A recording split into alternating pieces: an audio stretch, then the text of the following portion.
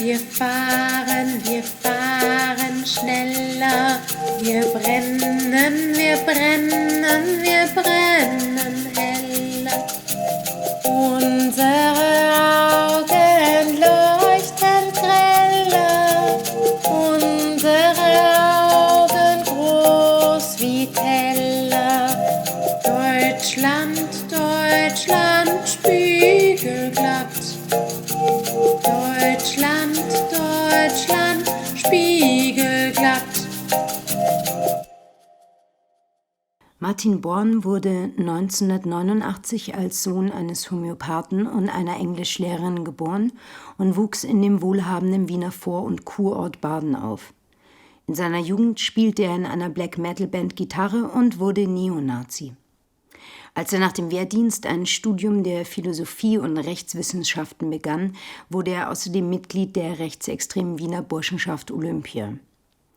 Nachdem sein politischer Mentor, der Holocaustleugner Gottfried Küssel, 2011 wegen Volksverhetzung festgenommen wurde, orientierte sich Martin um und startete 2012 einen österreichischen Ableger der gerade in Frankreich als aktivistischer Arm der Neuen Rechten gegründeten Jugendorganisation Generation Identitaire. Generation Identitaire machte im selben Jahr Schlagzeilen durch die Besetzung einer Moschee.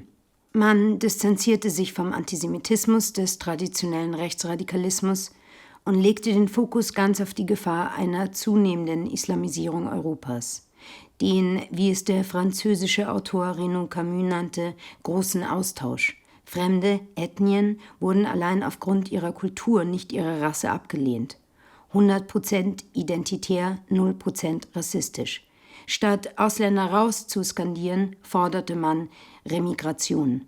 Man behauptete, auf dem Boden der Verfassung zu stehen, nahm aber für sich das Recht auf gewaltfreien Widerstand in der Tradition Mahatma Gandhis und Martin Luther Kings in Anspruch. Man übte sich in Kampf- und Wehrsport und bewaffnete sich zu Demonstrationen mit Schlagstöcken, behauptete aber, außer in Notwehr strikt gewaltfrei zu agieren. Statt Glatzen und Springerstiefel trug man Undercuts und Turnschuhe. Das Logo der Generation Identitaire, ein gelber rechter Winkel auf schwarzem Grund, sah aus wie ein abstrahiertes Logo der SA, stellte aber erklärtermaßen den griechischen Buchstaben Lambda dar, den spartanische Kämpfer als Erkennungszeichen auf ihrem Wappenschild getragen haben sollen. Mit den Farben Schwarz und Gelb weckte die Generation Identitaire Assoziationen an SS und schwarzen Block wie auch den stigmatisierenden Judenstern. Die Generation Identitaire gab sich modern und mittelalterlich, völkisch und international, bestialisch und lamboyant. Und es war gerade dieses Paradoxale, mit dem sie dem ursprünglichen Wesen von Faschismus und Nationalismus näher kam als die spackigen Neonazis, die die meisten von ihnen sowie Martin gerade noch gewesen waren. Bisher hatten es rechtsextreme Aktionen vor allem darauf abgesehen, Terror zu verbreiten und einzuschüchtern. Durchaus mit Erfolg. Die brennenden Asylantenheime in Ostdeutschland hatten maßgeblich dazu beigetragen, dass sich die EU in den 1990ern weitgehend gegen Flüchtlinge abgeschottet hatte. Nur beliebt hatte man sich damit nicht gemacht. Rechtsextreme wurden kriminalisiert und wer Rechtspopulisten wählte, war als armer Assi verschrien. Die Identitären hingegen setzten alles daran, rechtsradikal und cool zu sein. Cool war man nicht, wenn man gegen die bestehende Ordnung anstürmte, sondern sich auf verblüffende Weise über sie hinwegsetzte. Das wollte nicht gleich auf Anhieb gelingen. Anfang 2013 drangen die österreichischen Identitären zu 9 in eine von Flüchtlingen besetzte Wiener Kirche zur Besetzung der Besetzung ein. Als die durchgefrorenen Identitären nach ein paar Stunden genug hatten, trauten sie sich aufgrund einer Gegendemonstration nur noch mit Polizeischutz aus der Kirche. Doch schnell beherrschten Martin und die Seinen die Klaviatur kreativen politischen Protests, wie man ihn bisher nur von Linken und Umweltschützern kannte, aus dem FF. Martin ließ sich insbesondere von Philipp Schonschöns Zentrum für politische Schönheit inspirieren und führte dessen immersive Ästhetik dorthin zurück, wo sie sich am weitesten entwickelt hatte, zum völkischen Totalitarismus. Martin und die Seinen stürmten die Aufführung eines Theaterstücks von Elfriede Jelinek. mit islamischen Flüchtlingen und spritzten mit Kunstblut um sich, das das Blut der Opfer eines großen islamistischen Anschlags in Paris symbolisieren sollte. Sie entrollten auf dem Dach des Wiener Burgtheaters ein Transparent mit der Aufschrift Heuchler, auf dem der Grazer Grünen eines mit der Aufschrift Islamisierung tötet und auf dem der türkischen Botschaft eines mit der Aufschrift Erdogan, hol deine Türken heim. Einer 20 Meter hohen Statue der Kaiserin Maria Theresia stülpten sie eine schwarze Burka über. Auch dem 2014 gegründeten deutschen Ableger der Identitären halfen Martin und die Seinen auf die Sprünge. In Berlin blockierten sie gemeinsam mit Über Mario die CDU-Zentrale und stiegen mit langer Leiter aufs Brandenburger Tor, um vom höchsten Ross des preußischen Militarismus herab für sichere, grenzensichere Zukunft zu werben. Entscheidend für den Erfolg der Aktion war einzig, dass sie Macht, Kraft und Sieg symbolisierende Bilder und Videos abgaben, um mit diesen Followern auf Social Media Kunden für Merchandising und Spenden für die nächsten Aktionen zu generieren. Jedes Banner muss ein Gemälde, jede Parole ein Gedicht, jede Aktion ein Bühnenstück sein. Der Kern österreichischer Aktivisten überstieg derweil kaum die 20, in Deutschland ging man von 100 aus, die kreuz und quer durchs Land reisten. 2017 charterten die Identitären unter dem Motto Defend Europe ein Schiff, um an der libyschen Küste Flüchtlinge abzufangen und NGO-Rettungsboote zu behindern. Doch das Schiff war falsch betankt, geriet vorübergehend in Seenot und man begegnete in 2 Wochen nicht einem einzigen Flüchtling. Die EU war längst mit allen Mitteln dabei, ihre Grenzen wieder dicht zu machen. In immer mehr europäischen Ländern kamen Rechtspopulisten an die Macht, so Ende 2017 auch die FPÖ in Österreich. Inhaltlich waren die Identitären von der Politik weitgehend eingeholt worden, die umso mehr Acht gab, nicht mit ihnen in einen Topf zu landen. Zwar scheiterte der Versuch, Österreichs Identitäre als eine kriminelle Vereinigung zu überführen, und für ihre Aktionen blieb es bei vereinzelten Geldstrafen. Doch als herauskam, dass ein rassistischer Attentäter, der in 2 Neuseeländer Moscheen 50 Menschen erschossen hatte, ein Jahr zuvor Martin eine Spende von 1.500 € überwiesen hatte, schienen die Identitären klein, aber sichtbar genug für ein Bauernopfer zu sein. Offenkundig hatte der neuseeländische Attentäter, der ebenfalls vor dem großen Austausch warnte, den Identitären das Geld nur gespendet, um auch sie mit seinem Verbrechen zu beflecken und so zu radikalisieren. Dem identitären Geraune von einem unmittelbar bevorstehenden Endkampf sollten Taten folgen. Doch selbst wenn sich Martin vom gewaltlosen Widerstand wieder hätte abwenden und zu ordentlicher rechter Härte zurückfinden wollen, dann wie? Martin waren die Hände gebunden. Nachdem ihm bereits die Einreise nach Großbritannien verweigert worden war, war ihm nun auch nicht mehr erlaubt, zu seiner Verlobten Brittany, einer Alt-Right-Vloggerin, in die USA zu reisen. Das Tragen einer Waffe war ihm trotz Waffenscheins verboten worden, nachdem er angeblich aus Notwehr in einer Wiener U-Bahn-Station mit einer Pfefferspray-Pistole Schüsse auf 2 Unbekannte abgegeben hatte.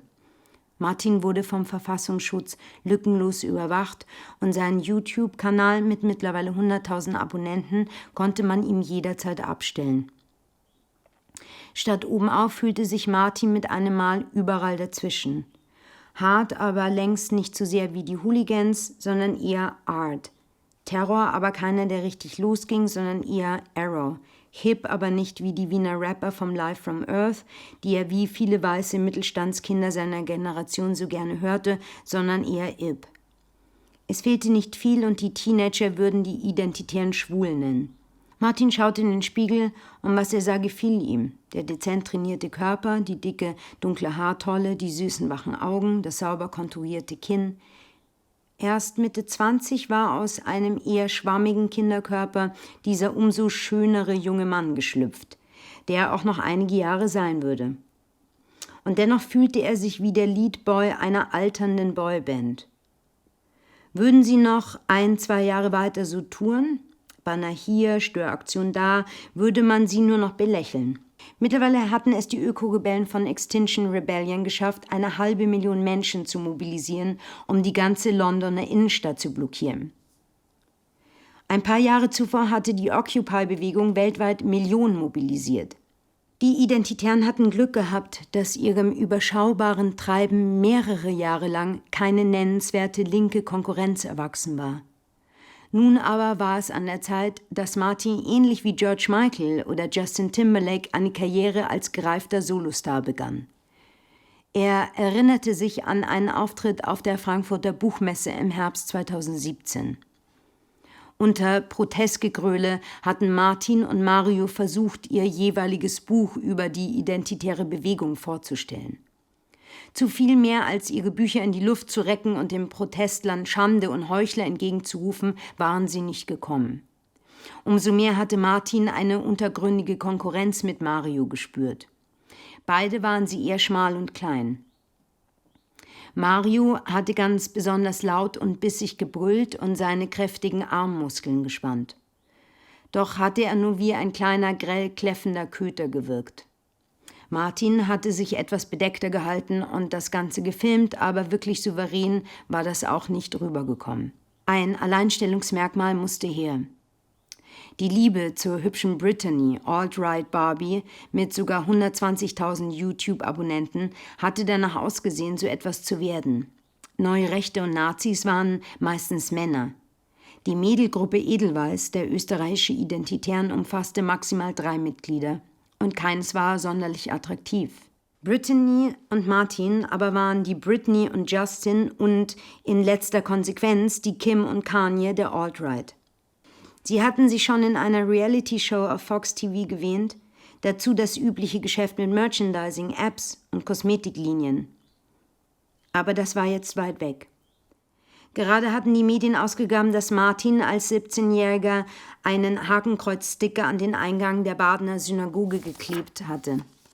Auf YouTube wurden sie von den lukrativen Werbekunden boykottiert und Crowdfunding konnten sie nur auf rechtsradikalen Plattformen betreiben. Martin schwante, dass Brittany sich für ihre Reality-TV-Karriere eher mit ihrer Zwillingsschwester Nicole zusammentun würde. Die beiden hatten gemeinsam eine an Hunger Games angelehnte Young Adult Buchreihe zu veröffentlichen begonnen, die vom Kampf gegen eine außerirdische nicht-weiße Übermacht erzählte. Martin sah Brittany und Nicole in einer weitläufigen kalifornischen Villa mit einem Haufen bezaubernd gekleideter und tadellos erzogener Kinder, die sie in synchronisierten Schwangerschaften auf die Welt gebracht hatten. Der Samen stammte in jeder Runde von einem anderen Alt-Right-Zuchthengst. Martin würde höchstens einer von vielen sein. Bitter. Doch er war ein grundsätzlich positiv und proaktiv denkender Mensch und so dauerte es nur wenige Sekunden, bis auch seine Zukunft in goldenem Licht erstrahlte. Denn ja, er würde genau das, ein arischer Zuchthengst werden. Seine Körpergröße wäre kein Handicap. Es gab genügend kleinere weiße Frauen, die sich unwohl dabei fühlten, Kinder aufzuziehen, die sie um 2 Köpfe überragten. All sein Samen würde von nun an der Fortpflanzung genetisch und habituell tadelloser weißer Frauen dienen. Kein Tropfen würde verschwendet. Er würde nur noch für die Kollekte masturbieren oder ungeschützten Sex mit Frauen an fortpflanzungsfähigen Tagen haben. Als ein Überkatholik würde er dem christlichen Gebot, Sex allein im Dienste der Fortpflanzung zu haben, noch rigoroser als vom Vatikan verlangt Folge leisten. Als ein Übereugeniker würde er noch gezielter als im Lebensborn zur Optimierung der weißen Rasse beitragen. Und im Rahmen der Reality-TV-Serie Martinsborn würde er sich als Übervater bestmöglich um seinen zahlreichen Nachwuchs kümmern. Um im Alltag zu allen Müttern und Kindern einen gewissen Mindestabstand zu halten, verlagerte Martin seinen Lebensmittelpunkt nach Deutsch-Südost.